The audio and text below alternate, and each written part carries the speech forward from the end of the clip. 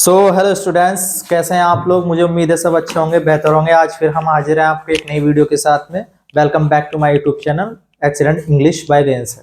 जैसे कि आपको पता है हमारी क्लासेस चल रही हैं। क्लास में हम आपको बता रहे हैं यूपी बोर्ड से रिलेटेड चीज़ें। कहीं पर आपको हमने बताया स्टोरी, कहीं पर बताया हमने डायरेक्ट से इनडायरेक्ट, और कहीं पर पैसिवाइज। तो एक नई क्लास आज फिर हम पैसिवाइज के साथ में लेकर के आएंगे, लेकिन आज हम पैसिवाइज बनाना नहीं सीखेंगे।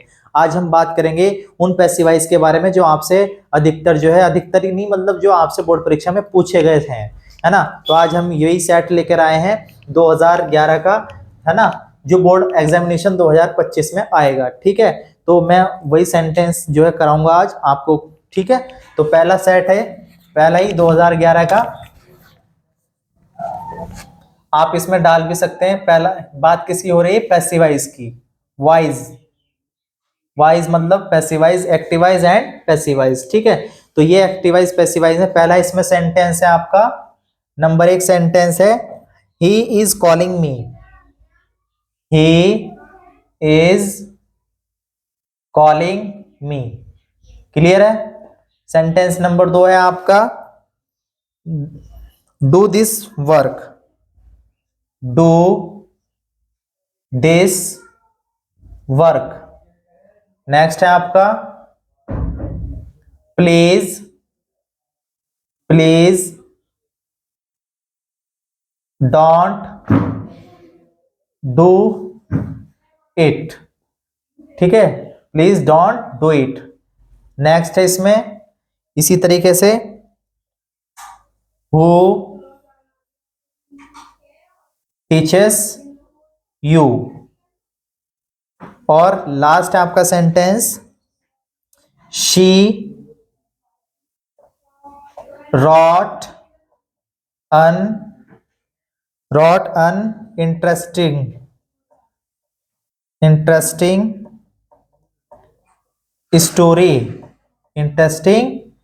story। ठीक है, ये आपके जो है कुछ क्या है, पैसिवाइज हैं। तो ये मैंने आपके सामने 4 से 5 सेंटेंस लिखे हैं, जैसे मैंने आपको स्टार्टिंग में बताया। आज हम बात कर रहे हैं पैसिवाइज की। ये सारे के सारे पैसिवाइज आपको बोर्ड परीक्षा में मिले हैं और पूछे गए हैं, तो उसी का पूरा एक सेट मैं लेकर के आया हूं। इसमें आपके 5 पैसिवाइज है जो आपको करने हैं। देखो, बोर्ड एग्जामिनेशन 2025, जो कि आपको इससे रिलेटेड क्वेश्चन मिलना ही मिलना है, अनिवार्य। ठीक है, तो हम पहला जो है आपको मैं बता दूं, ये सारे अलग अलग कैटेगरी में है। इसमें इंपरेटिव भी है, इसमें मतलब ऐसा नहीं कि एक ही सेंटेंस के पैसिवाइज हैं। ठीक है, तो हम एक एक करके करेंगे, इसको ध्यानपूर्वक देखेंगे आप और सही से करेंगे। देखो, पहला सेंटेंस है, he is calling me. He is calling me.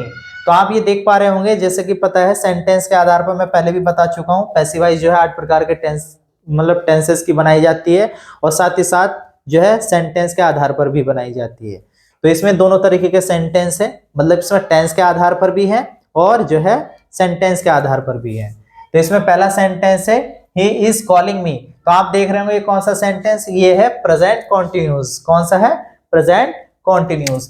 तो हम, आपको पता है रूल एक ही है, जब भी हम पैसिवाइज बनाते हैं तो क्या करते हैं, सब्जेक्ट का ऑब्जेक्ट बन जाता है, ऑब्जेक्ट का सब्जेक्ट बन जाता है। ठीक है, तो इधर ये मी है, तो मी जब इधर आया तो क्या बना इसका, आए।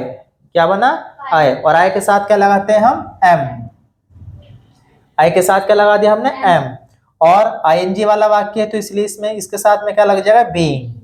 जितने भी क्या नाम आईएनजी वाले वाक्य होंगे, मतलब प्रेजेंट कंटीन्यूअस हो या पास्ट कंटीन्यूअस हो, तो उसमें हम क्या यूज करते हैं? बीइंग का यूज करते हैं। सेम इसी तरीके से कंडीशन है, अगर आपको हैज मिल जाए, हैव मिल जाए, हैड मिल जाए, मतलब परफेक्ट का कोई भी सेंटेंस मिल जाए, तो उसमें आपको बीन लगाना होता है, BEEN बीन लगाना होता है। और जब भी कभी आपको बीइंग मतलब आईएनजी वाला सेंटेंस बन जाए, जैसे चाहे वो प्रेजेंट का हो चाहे वो मतलब पास्ट का हो, तो आपको क्या लगाना है? बीइंग लगाना है। बाकी same condition. Second third form हो गई कॉल्ड बाय, ही का क्या बना? हिम। ही का क्या बना? हिम। ठीक है, अगर यहाँ पे शी होता तो क्या बन जाता? हर। और ही है तो इसलिए क्या बना यहाँ पे? हिम बना। ठीक है, तो ये हमारा क्या बन गया? पैसिवाइज बन गया। ठीक है, तो क्या बना? I am being called by him. एक बहुत बेहतर चीज मैं आपको बता दूं, जब भी हम पैसिवाइज की बात करते हैं, दुनिया के कोई से भी आप पैसिवाइज बना लीजिएगा, हमेशा की रखी थर्ड फॉर्म का ही यूज होना है। ठीक है, हमेशा कौन सी फॉर्म लगेगी? थर्ड फॉर्म ही लगती है, ठीक है। ये बात बस ऑब्जेक्ट का सब्जेक्ट, सब्जेक्ट का ऑब्जेक्ट और क्रिया की थर्ड फॉर्म, ठीक। आगे डू दिस वर्क, एक दूसरा सेंटेंस है आपका, ये पहला सेंटेंस था, ये दूसरा, ये तीसरा, मैं क्रम डाल देता हूं, ये चौथा और ये पांचवा, ये 5 सेंटेंस है, ठीक है। अब डू दिस वर्क, ये क्या मतलब है? डू दिस वर्क क्या है बताओ? ये है आपका ये काम करो, तो ये कौन सा सेंटेंस है? ये इंपरेटिव का सेंटेंस है। कौन सा सेंटेंस है? इंपरेटिव का। और हमने आपको बताया था जब भी हम इंपरेटिव सेंटेंस करते हैं तो इंपरेटिव सेंटेंस बनाते समय पैसिवाइज में लेट से स्टार्ट करते हैं, ठीक है। तो इसे भी कैसे बनाएंगे? Let, LET, let. और दिस वर्क बी, क्या यूज करा हमने इसमें? बी। और डू का थर्ड फॉर्म क्या बना? डन, ठीक है। डू का थर्ड फॉर्म क्या बना? डन, डन डना डन डन, ठीक है।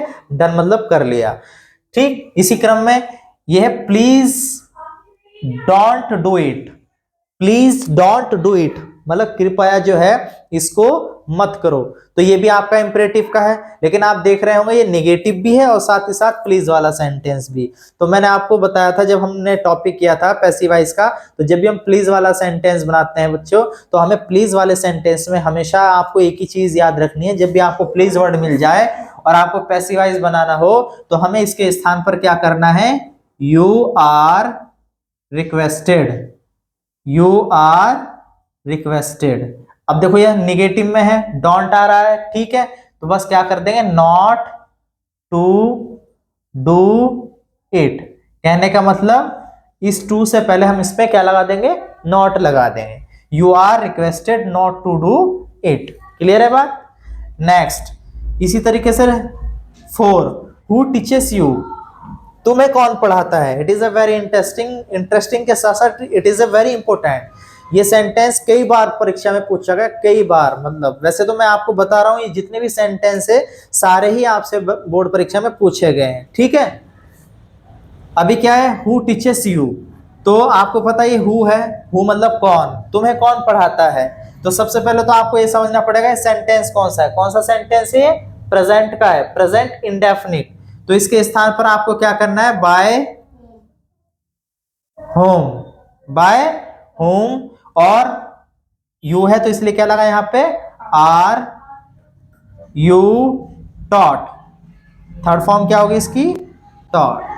तो जब भी क्या नाम आपका हो वाला सेंटेंस बनेगा तो उसको हम बाय होम से बनाएंगे, बाय होम से बनाएंगे, ठीक है। क्लियर है बात? कोई सा भी सेंटेंस आ जाए ये सबसे अलग ही बनता है, ठीक है। अगर कोई इसके बगैर हु से हट करके कोई भी क्वेश्चन वर्ड आता है उसका कोई चेंज नहीं करते, उसको सेम वैसे लिख देते हैं, ठीक है।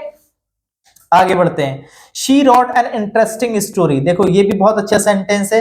ये सेंटेंस पहले तो आपको समझना पड़ेगा, ये सेंटेंस आपका पास्ट इंडेफिनिट का। कौन सा है? Past indefinite. तो आपको कैसे पता चला? क्योंकि इसमें सेकंड फॉर्म दे रखी है। तो आपको देखो यहाँ पे घबराना नहीं है। सी रोट एन इंटरेस्टिंग स्टोरी, उसने मतलब बहुत ही इंटरेस्टिंग जो है, रोचक जो है स्टोरी लिखी। तो क्या बन जाएगा? अन इंटरेस्टिंग स्टोरी, है ना। अब अनइंटरेस्टिंग स्टोरी तो एक ही है, तो इसलिए यूज क्या होगा? वॉज। क्या लगाएंगे इसमें? वॉज। और राइट की थर्ड फॉर्म क्या बनी?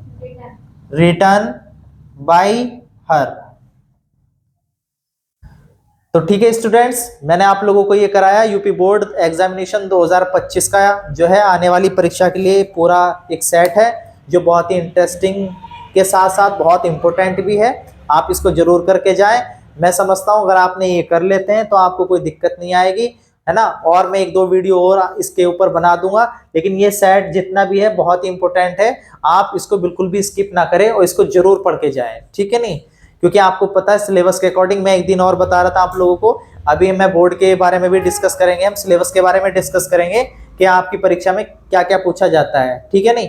तो एक वीडियो हम लाएंगे आपके लिए सिलेबस की, इसमें जो है कितने नंबर का क्या पूछा जाता है ना।